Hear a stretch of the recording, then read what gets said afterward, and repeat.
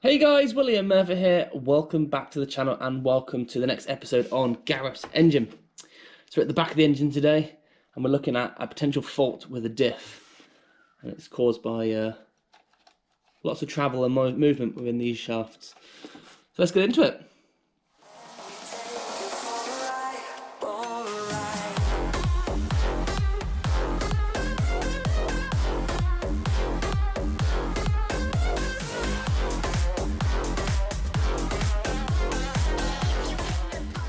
This build series is proudly sponsored by Luntstone. Luntstone is a UK independent electrical engineering contractor delivering design, manufacturing, installation, commissioning and maintenance service expertise to a broad range of customers across the industrial, retail, educational and commercial sector. So if you want to find out more about Luntstone, please check out the website link in the description down below. Without further ado, let's get on to today's video. Right, so the next job then. Now, I spoke with Paul Jeffries, a good friend of mine, engine builder, and I just basically wanted some advice really, because I've done things previously on the Minis where these bearings actually wore out and it was causing a lot of rotational noise. Now, I've asked if this much travel is too much travel. Same the other side. Now, he said that the answer is yes. And while the engine's out, it's much better to replace things now than have to take the engine out at a later date. So the thought process is these shafts go on the end of that is a planetary gear within the diff, and they have a thrust washer in there. That's a fibre washer that wears out, potentially breaks up and disintegrates. And the thought is that they have worn both sides, so it needs to take the diff out, replace the bearings, or replace the washers, put it all back together, and hopefully that play will be reduced. Now, I wasn't sure, and that's why I asked for a second opinion, because when you put the pot joints in, they fill up this gap, and actually you'll probably get far less movement in there than you would with the pot joints fitted. But the answer is, well, effectively no. You're still going to have that play and movement, but it will be reduced, but it'll still be there, and it'll probably wear out something else.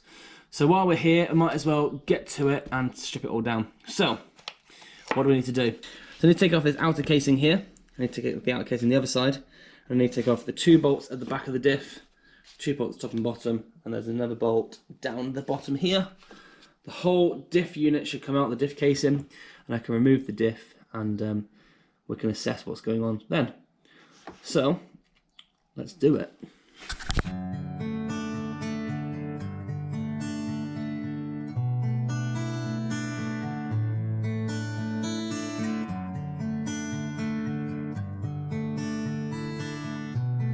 Okay, so with these end casings off, please make sure that I don't lose the bits from here, or the spring or the plunger from in there.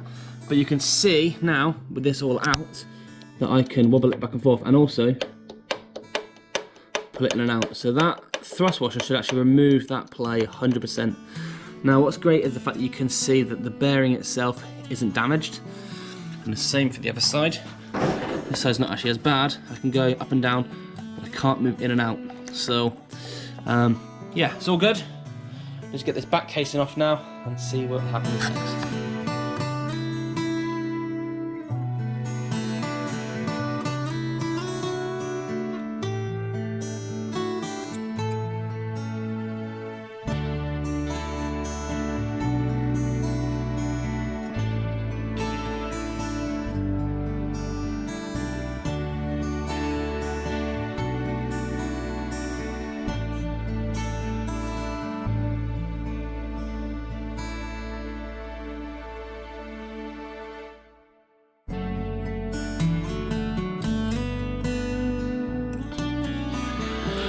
Excellent, right, so you can see I've just had the diff out, and just looking at it in here, you can see exactly, if you look, where this planet gear is, and you can see that movement. There's nothing there, there's no gasket or washer or anything. But yes, I can't see this side because it's behind the sun gear, but yes, it's pretty good. Pretty happy with how it all came apart. Now obviously when it goes back together, you've got gaskets here and then around the back it's held together with like a bead of silicone.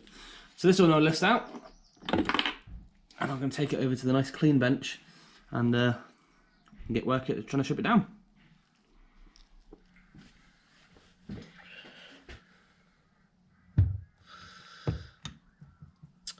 So what I'm going to do is remove the bearing here. Now remove the outer race and all the balls. I'll keep them nice and safe. But it's going to give me access to get the locking tabs off of the bolts. Take the bolts off, remove the crown wheel. That'll get me inside here to give me access to remove these. So I've got my bearing puller. Now I haven't used this for a long time. It's always a bit fiddly.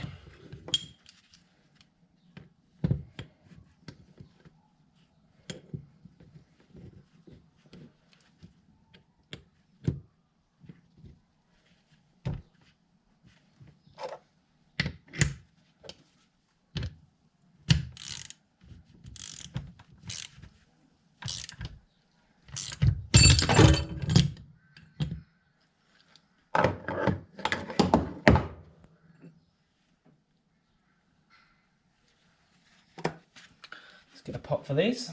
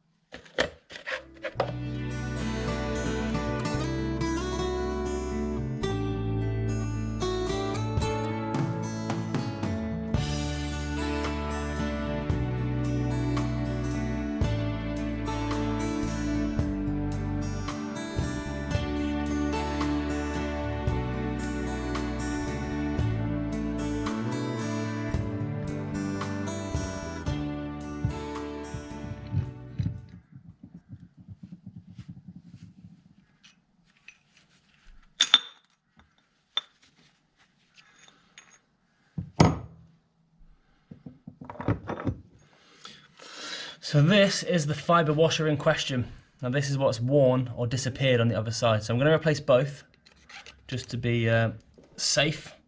But yeah, so far it's going pretty well. I've never done a diff before, and I'm pretty pleased with how it's all looking. So to get that out, right, so in order to get the other side out, I've got a roll pin here. If you can see that just on the top. I need to push it from the inside out, and with the roll pin removed, it should allow me access to remove this little locking pin. I can then take the whole gear section out, and should be pretty straightforward.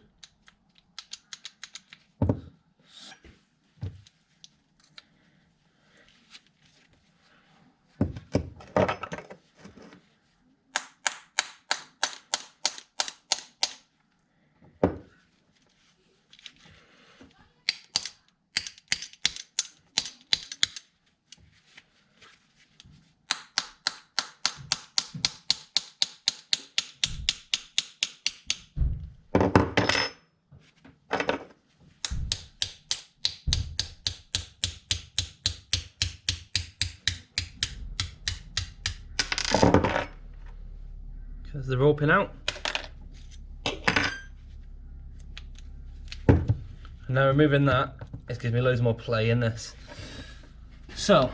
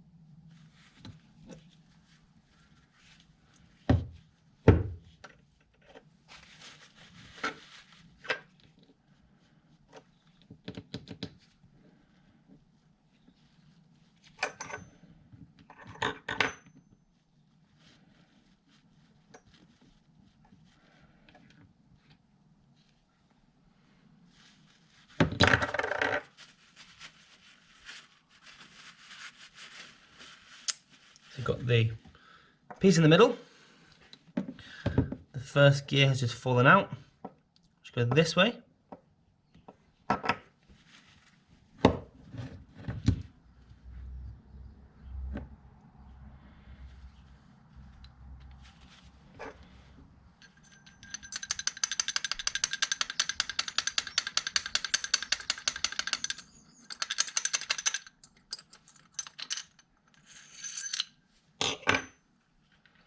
So next gear out, some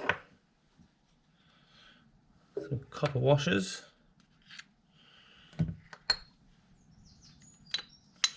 and then the inside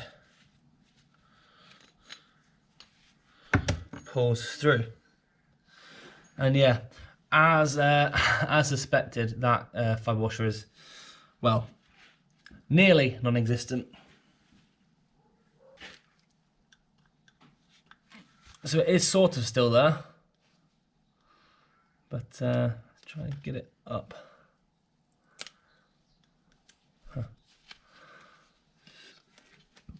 This is what's remaining of that washer. Just that. Wow. Right, well, there doesn't seem to be any wear on anything. Just going to check the pin. And the pin has no sign of any sort of like wear or tear either. So I'm pretty happy with that. Clean it all off. Yeah, really pleased with that. So, what I'm going to achieve then, what I'm going to order is 2 new fibre washers for each end.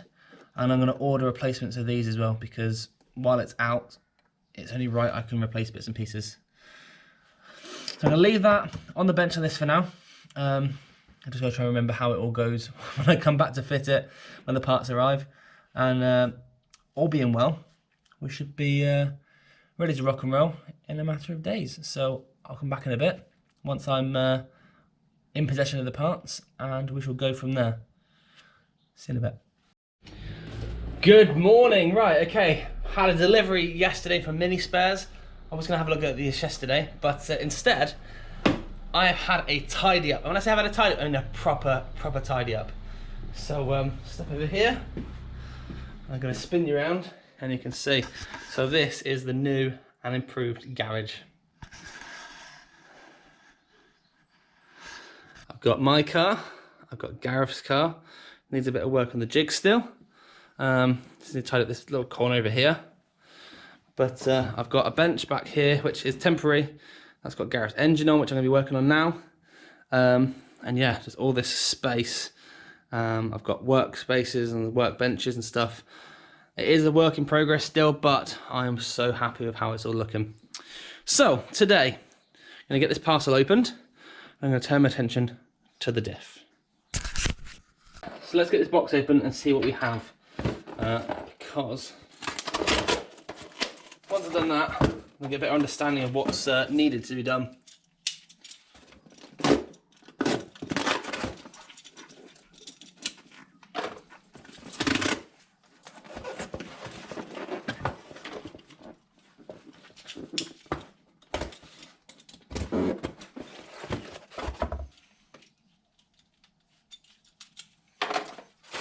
Okay.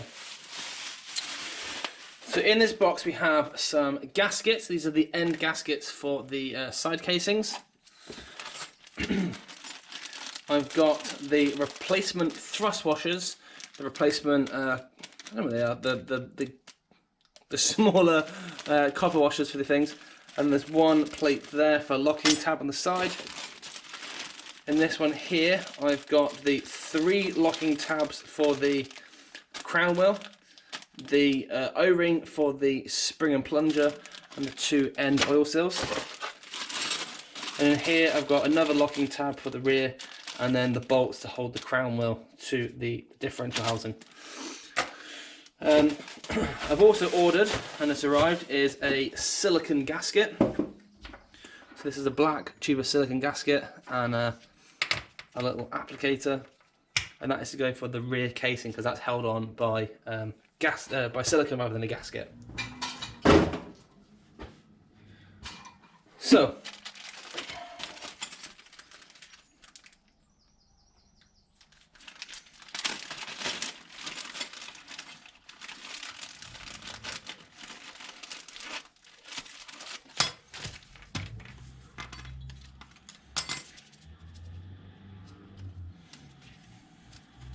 So these are the fibre washers. Now you should be able to see a difference between the new one and the old one. Now, if you can spot it, let me know in the comments below. So that is the driver's side, and this was the passenger side, which actually hasn't changed in size at all. So that's the plan for today. We're going to get these fitted, and get this all done, get the differential rebuilt, back in the car, and then we're ready to rock and roll. Let's move this to the side for 1 second. So I want to check the faces of these. Now it seems to be okay, no scoring or any marks or anything, which is fantastic. A little bit of maybe a mark here, but nothing really to worry about. So these shims, or these thrust washers, they just literally place on, and then that's it. So now, trying to remember how to rebuild this. This one goes down.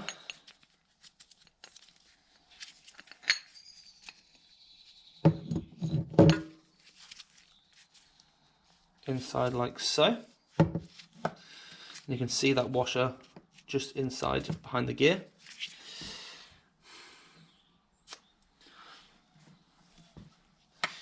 While these are out, I thought I would replace these anyway. I don't know if there's anything wrong with them, but as I say, I thought it'd be easier to replace them now while it's all out. So that goes like that. That gear gets located like so, and then the shaft should, here's a tap through, there we go. So now I'll get that bit of a tap,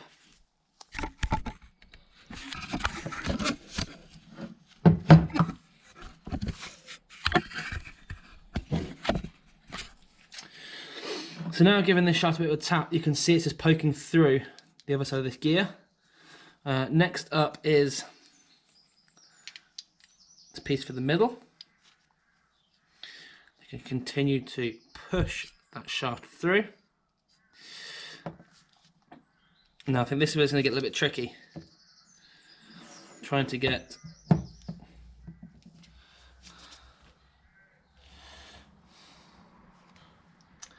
this next gear on with a replacement copper. This way.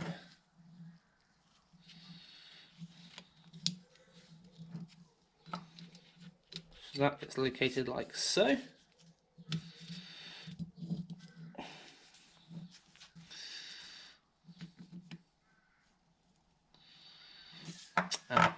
Okay.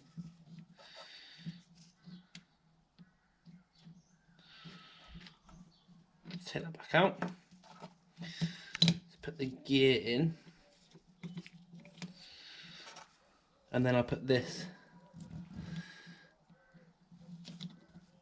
in last.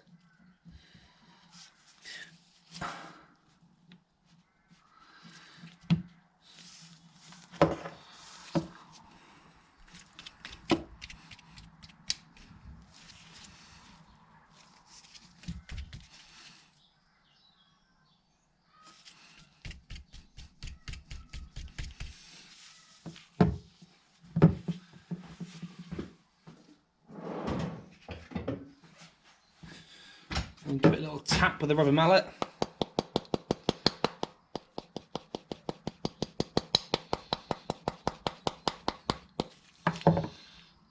So that gets located. Now should have in here, it's where the roll pin goes in.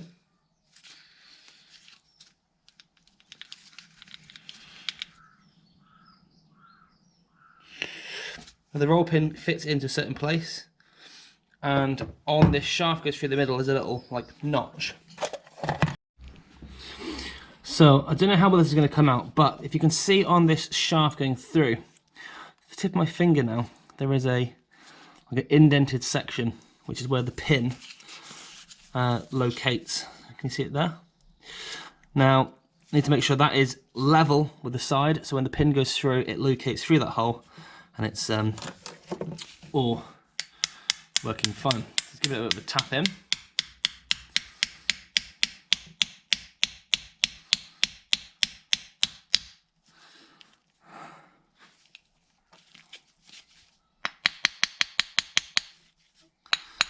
Give this a bit of a tap down.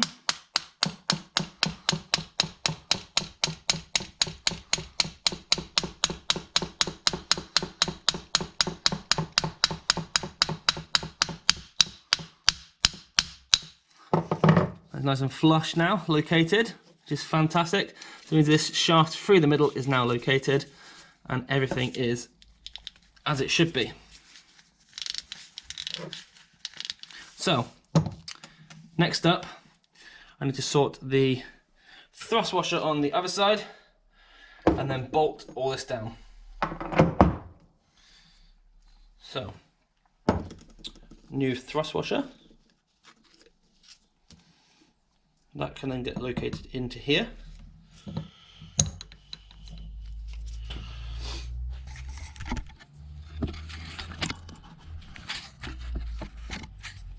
I put the crown wheel on.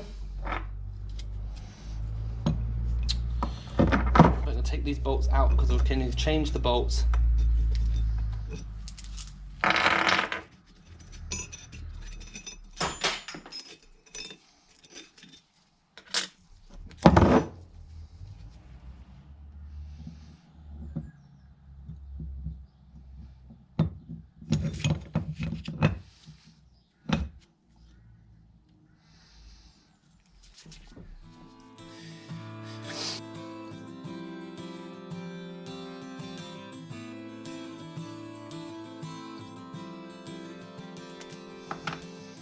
That's my new locking tabs. So the tabs themselves are just a flat washer, and then you can lock the ends over. So I'm going to use the existing holes so you can see the marks have been used previously. You can see up here where the previous washers were fitted. So next up, new bolts. I'm going to put some Loctite on there and then going to mount them in.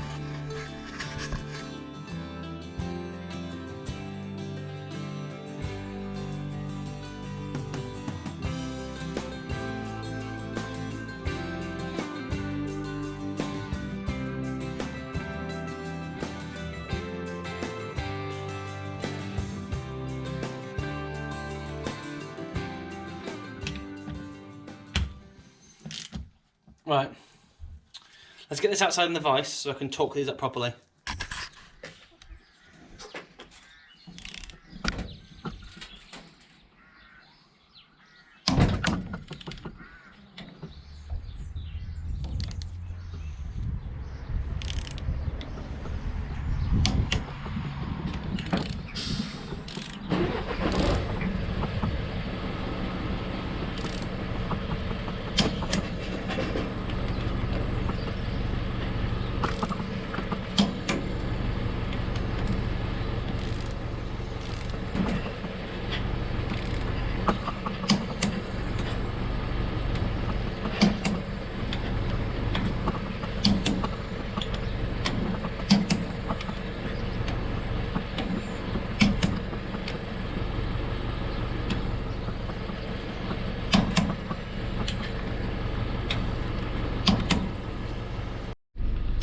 Right, okay, so that is the differential now rebuilt. And there's a few things I still got to do. I've got to put the bearing back onto the inner race. I've got to tap over these locking tabs as well. So it's all torqued up to 60 foot-pounds. So I'm just going to tap these edges over, and then I'm going to put the outer race, or the balls, and then the outer race back on, and then I can put this back into the car before we start making some measurements.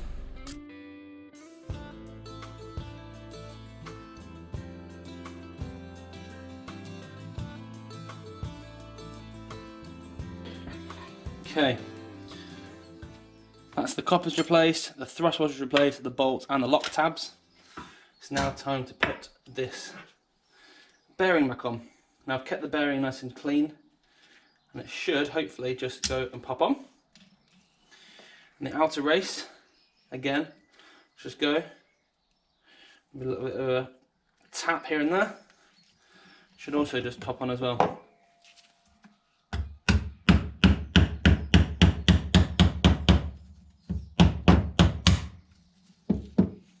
That's it. So that bearing's fitted. That bearing's fitted. And the diff rotates nicely by hand. Okay, so just taking the time now to clean everything. So the mating surfaces on the gearbox is all nice and clean. So there's a little bit of residue here, just got to try and have one last go over. And also on the actual diff housing, that's all now nice and clean. I've also removed the gaskets and cleaned up the end covers. There's one there, and there's one there. So I need to get out these rubber boots, or the rubber seals, because I'm replacing those. Now, when I had the car stored, waiting for parts, I had a cover over here, which is this little old pillowcase, to make sure nothing fell into the gearbox. Now, I've just removed that to do this job, and I'm very confident that there's been nothing gone near it, nothing sort of falling in there, etc. So basically, anything that's could have fallen in there hasn't, and it's now time to mount up the diff. So I've actually got these old pieces of the technical sections from the old Mini World magazines, and it shows you exactly what to do, etc. So I've done up to stage 42. Well, actually done stage 42, that's all cleaning. Stage 43, making sure it's clean. Then moving across, so you fit the diff up, you put the rear housing on, you tighten it down, and then you make sure that the end cover's tightened up as well. And then on the driver's side, and then on the passenger side, I've got a selection of shims. Now the shims are over here. I need to make sure the tolerance between the end of the bearing and the end cap is correct. So I'm going to do that now. So this is nothing I've not. This is, as I say, this is something I've never done before. So I need to make sure that it's done correctly and done very precisely. So let's get the diff fitted in, get the end cover on, and then we can get this job boxed off.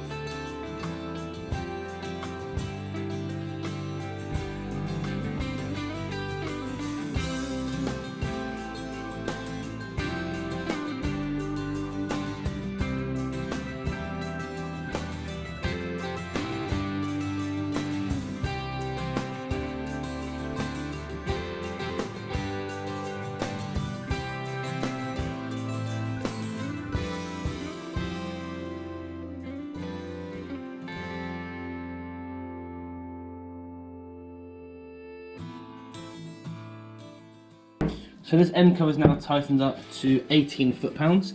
I've only done it with 3 bolts, so that's pretty secure. It's time to turn our attention to this side. Now, I just need to read up what I've got to do, and then I'll explain.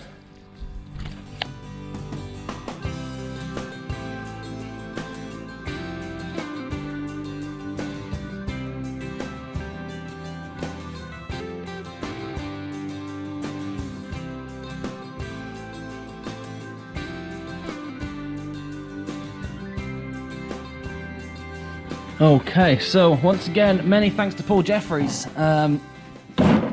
He's given me some very useful information here. So he has said to put the side cover on and not the rear cover, so you can get your feeler gauges in here, which actually makes a lot more sense.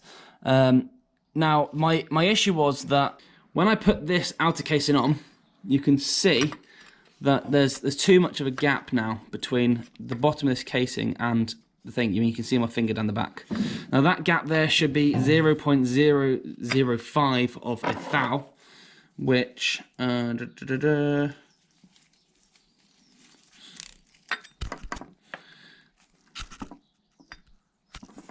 which is that thick, and as you can see, it's significantly more.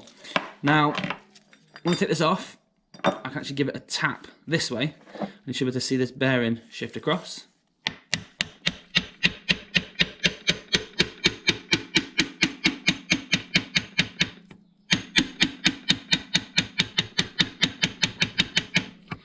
Now, for argument's sake, if I fit that now, the step here will actually locate into the housing, and that's now butted up against the thing.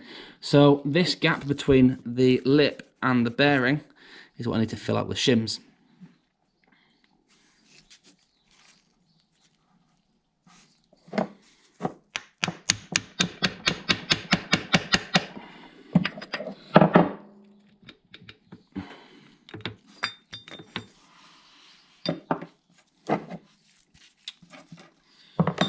So when I took the car apart, this is the amount of shims that was in there. So this is quite a significant volume. So I put them all back in. They're all of different thicknesses and varieties and stuff. So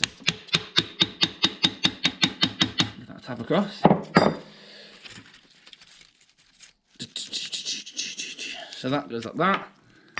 My housing then gets fitted up into the gap, and you can see what I'm working with. So if I push that against, there isn't really a gap there, but I can probably shift the differential back to the left so slightly to take up the slack. Put my feeler gauge down in the hole.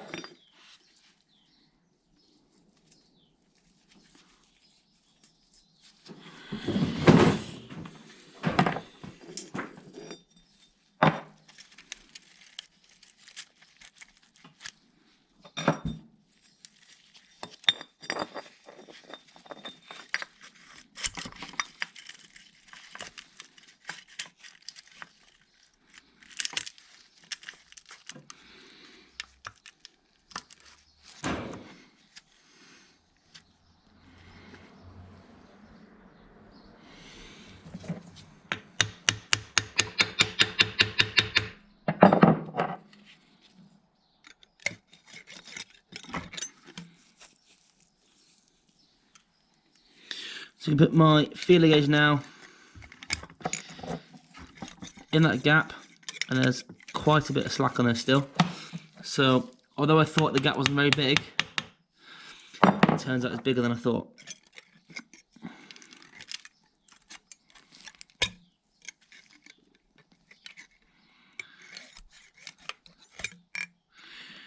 And actually, I think we're on to a bit of a winner. So when I bolt that down with the gasket in place, that should hopefully remove that slack. And that is a 5 thou gap. Oh. So from this angle, I can't do it one-handed, but the shims get put in this recess. The end casing gets pushed on, like this, and it gets pushed on as if it's going to get fitted, so applying pressure. Now, the shims will then space this out slightly. Now, for argument's sake, just out to here. And as I apply pressure, there's a gap between the casing and the other casing as well. Now, I measured that gap, and the result was a 0.005 thou gap, which is absolutely spot on. So nothing needs to be amended. I'll refit these shims up and put the new gaskets on, put the oil seals in. One of the other questions I asked Paul was about the play here. Now you can see there is still movement. Now I was a little bit concerned because when I stripped the diff down, this amount of play was very similar. Slightly more, I won't lie, you know. And there was lots of back and forth. I could actually physically move it back and forth. Now, the play needs to be there to allow all these gears to rotate and move freely. So that is okay to have this volume of play within these shafts, which I got a bit panicked, but yes, it's all spot on. So what I'll do is I'll take the diff back out. I'll put a bead of silicone all around here, put the diff back in, put the rear casing on and tighten that down using the new locking tabs. And then I put the end casing on this side, put my bearing, put my shims in, sorry, put the new casing on, and then with it in play, I'm going to put in the new oil seals, which these are the old ones. But yes, let's get it done.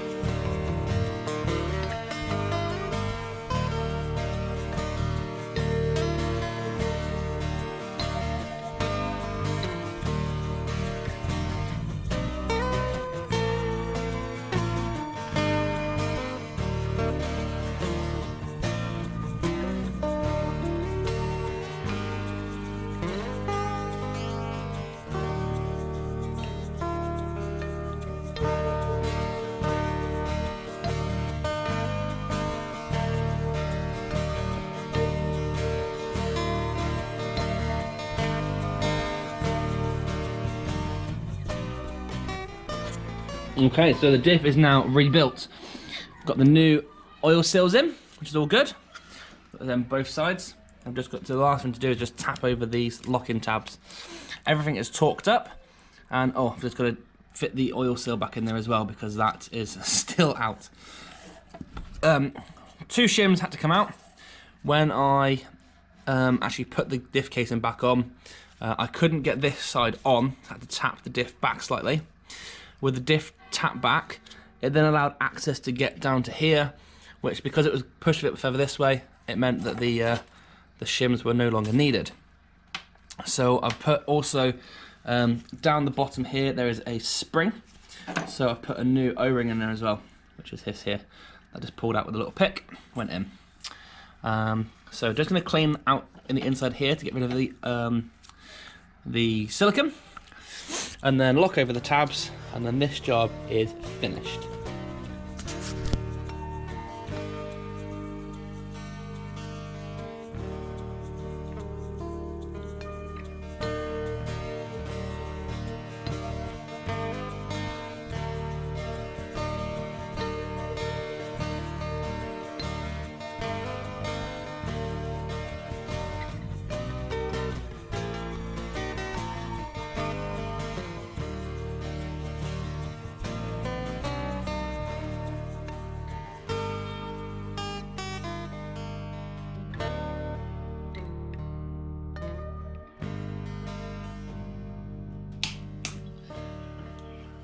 There we go. Right, that's now the diff finished. It's looking great. The side-to-side movement has completely vanished. There is still play up and down, but that is to allow movement within the diff itself. The lock tabs are locked over. The oil seal and the cover are now reinstated again. And yes, it's looking very, very good. So that is now the diff done. And if I'm not mistaken, that's pretty much done on the engine. So just got to change the sump plug and the oil filter, which I'm waiting for their arrivals. And then, yeah, we're done. So, I'm going to leave this video here because there's nothing else to do. And basically, if you have enjoyed the content and you want to support the channel, please consider becoming a subscriber. If you did enjoy this video, leave it a thumbs up. And if you can, leave a comment down below, let me know what you think, and let me know what you want to see going forward.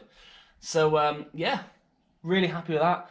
It's a really good job done, and I'm really pleased actually I took it on, and I've now achieved that, and it's actually a lot more simple than I thought it would be. So, yes, that's it from me. Thank you so much for watching, and I'll see you guys in the next one. Take it easy.